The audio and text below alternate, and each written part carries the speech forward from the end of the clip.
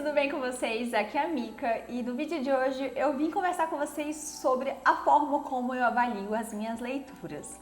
Eu já fiz esse post lá no Instagram e também lá no blog, mas é legal a gente conversar aqui no YouTube porque eu posso desenvolver mais o porquê que eu levo em consideração tal coisa ou porquê que outras coisas não entram tanto assim na minha avaliação. Então, se você tem interesse em saber como eu avalio as minhas leituras, esse é um vídeo onde eu vou explicar basicamente isso, né, o que me leva a favoritar ou não uma história, principalmente se você me conhece e sabe que alguns livros que não são tão bem vistos assim por outras pessoas são livros que eu considero muito favorito, principalmente livros clichês. E livros que são hypados, por exemplo, Jace Jones, não são os meus favoritos. Então, talvez esse post aqui explique muito do meu gosto literário para vocês. Eu espero muito que vocês gostem desse vídeo. E se você gosta desse tipo de conteúdo, não deixe de dar like nesse vídeo e de se inscrever também neste canal, porque vocês me ajudam muito quando vocês fazem isso. Então, bora lá para as explicações do que me chama a atenção em uma história. O ponto principal aqui que me chama a atenção no livro é a narrativa e a escrita. Eu junto esses dois elementos porque eu acho que a narrativa casa muito com a escrita do autor. Independente de ser em primeira ou terceira pessoa, ou se estiver voltando no presente, no passado, se for em forma de epístola, para mim o que me tem que cativar é a escrita do autor. Sabe quando você bate o olho e percebe que ou o autor sabe escrever, ou não sabe escrever, não sabe fazer transição? Então, são esses sentimentos que eu sinto quando eu começo a ler uma história. Vários livros que eu pego no Kindle me passam a impressão de que são amadores e é um dos grandes motivos que me fazem abandoná-los logo no início.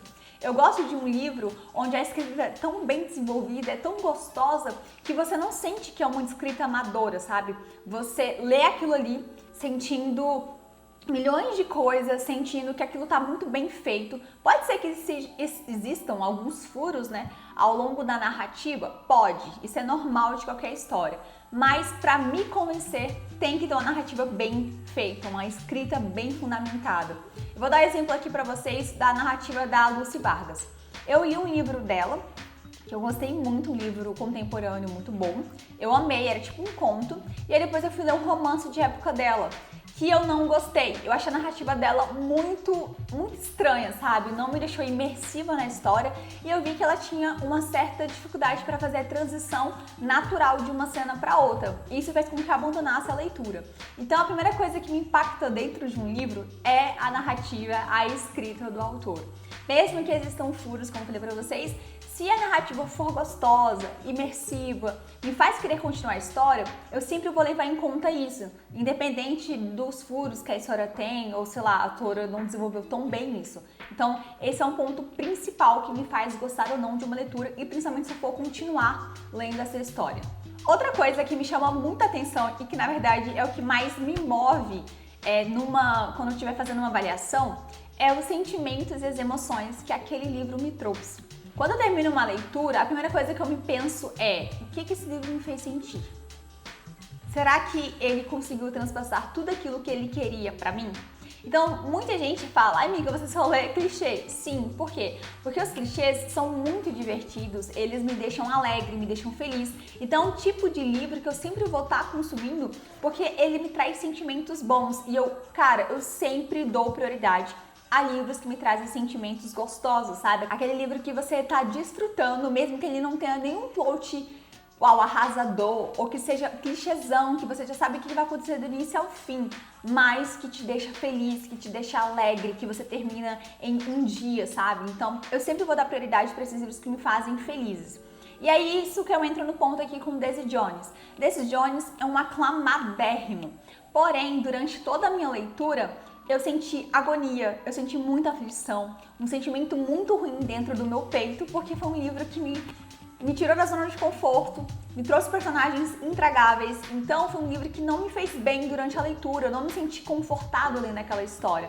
E é por isso que eu não gostei, porque eu sempre priorizo e prezo livros que realmente me cativam, que me deixam como eu falei pra vocês, felizes, né? Então, quando tem um livro que me faz ter sentimentos muito negativos, assim, sei lá, gatilhos emocionais que realmente mexam comigo, eu não curto muito. É por isso que This Johnny and the Six não foi uma história que me convenceu e que me entregou aquilo que todo mundo falou que entregou, né? É por isso que eu não curto tanto. Mesmo assim, eu também gosto de livros que conversam comigo de uma forma que me façam sair da zona de conforto, mas não me deixando angustiada, mas me deixando eufórica. Um exemplo bom disso são os darks romances. Os darks romances, a gente sabe que a gente não vai gostar do mocinho, a gente provavelmente não vai se convencer tanto com a história, porque a gente tá sabendo que o autor tá falando de um tema polêmico, ele tá saindo da zona de conforto, mas o fato do livro ter euforia, te mostrar, sabe, o que é certo e o que é errado, te deixar atento para saber o que acontece, faz com que você acabe favoritando.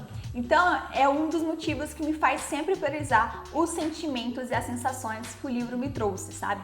Se eu estiver me sentindo bem naquele livro, com certeza eu vou dar uma nota boa. É claro que tem outros pontos que nós vamos abordar aqui que influenciam também nessa nota, mas esse é um dos pontos principais que sempre me faz analisar muito intrinsecamente o que aquele livro me trouxe, me afetou de uma forma negativa, positiva.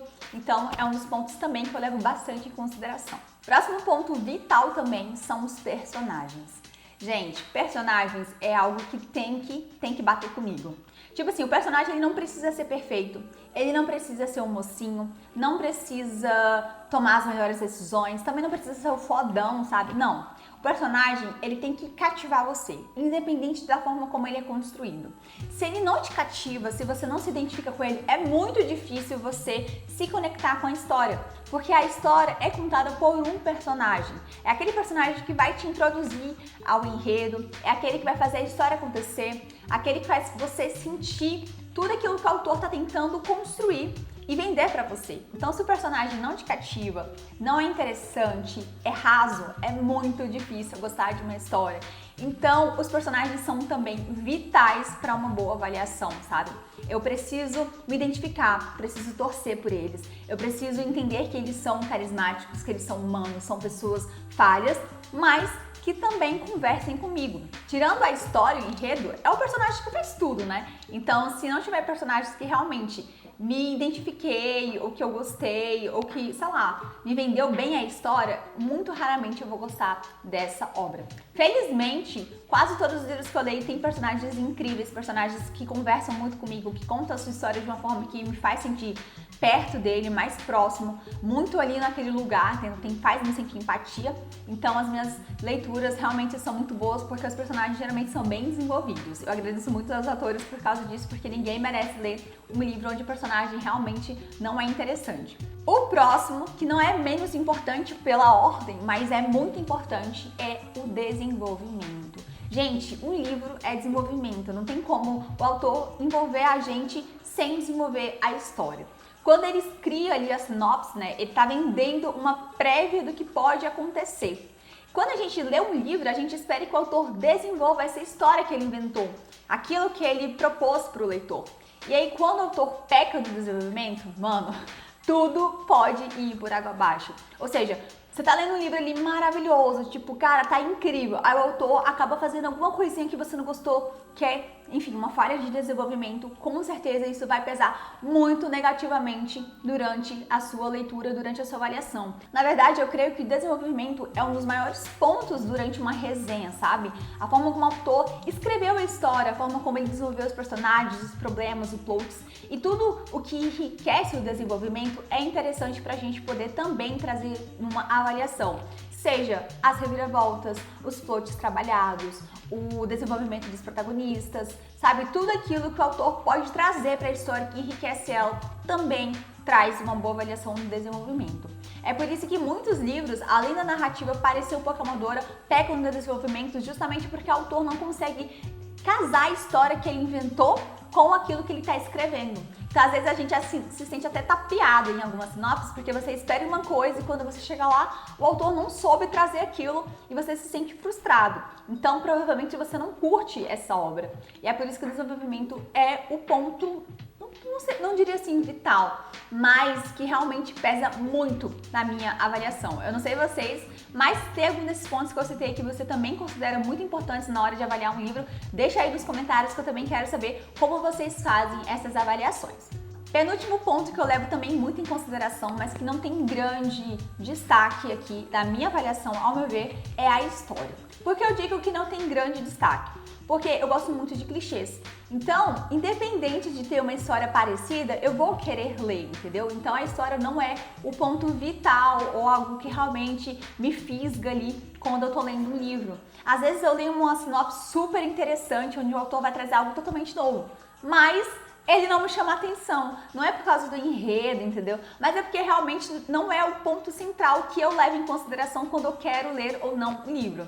Porém, gente, eu acho interessante quando os autores saem da casinha, trazem coisas novas, entreguem justamente aquilo que ele está dizendo que ele vai entregar. É claro que a gente ama as reviravoltas, ama quando o autor brinca com a gente, né, faz a gente de bobo. Porém, é necessário que ele saiba trazer algo diferente, algo novo. Não tô falando dos clichês, porque os clichês a gente sabe para onde vai a história, né? Eu acho que a diferença ali de um clichê pro outro é justamente a narrativa, o desenvolvimento dessa história.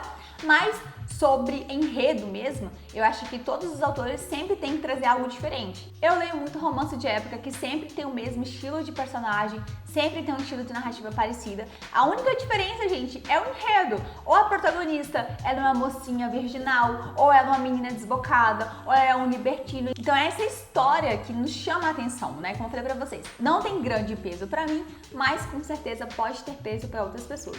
Porém, numa avaliação, eu sempre também levo em consideração esse ponto.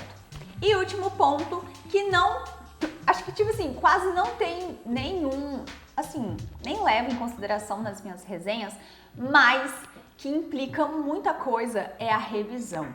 Eu tenho um pavor de livros mal revisionados. Eu tenho um pavor, sério. A edição, ela nem precisa ser perfeita, porque tem editoras que fazem um trabalho melhor, outras não tanto. Mas tem que ter revisão. Eu não falo no sentido de, eu vou lá resenhar, dizer, a revisão é ótima, vou dar um pontinho a mais. Não, eu tô falando no sentido de, muitas vezes eu abandonei uma leitura, deixei de ler um livro por causa da revisão. Ou seja, aquele livro que tem muitos erros de português, muitos erros de, de edição, palavras trocadas que não faziam sentido e que poderiam ser solucionados com uma simples revisão e não tem. E esse é um dos grandes problemas dos livros do Kindle. Tenho muitos livros do Kindle que são muito mal revisionados. E quando eu vou ler, eu fico, cara, não é possível que a pessoa deixa passar esse erro. Tipo assim, um erro aqui, pontuação ali, ok. Mas tem livros que você fala, não é possível, como que a pessoa conseguiu escrever isso, sabe? Então, revisão nunca entra ali na minha resenha, mas quando é uma coisa muito grotesca, eu acho que sempre pesa negativamente. Infelizmente, né? Então, se você é autor, fique de olho na revisão, porque é muito importante no seu livro. E é isso, gente. Esses são os pontos principais que me faz avaliar um livro, se ele é bom ou não. Se você quiser saber um pouco mais sobre as minhas leituras e as notas que eu dou pra ela, você pode me seguir lá no Scooby, eu vou deixar linkado aqui embaixo. Lá no Scooby eu sempre avalio as minhas resenhas e também nos stories. Eu não tô postando mais as estrelas que eu dou nas resenhas que eu faço no blog e muito menos lá no Instagram, mas se você quiser saber uma nota específica, me segue lá no Scooby porque eu sempre avalio com estrelas, tá? E eu espero muito que vocês tenham gostado desse vídeo. Não esqueça de comentar aqui como você também avalia suas leituras. Eu quero muito saber a forma como vocês veem os livros. E a gente então se encontra no próximo vídeo. Um beijo, tchau!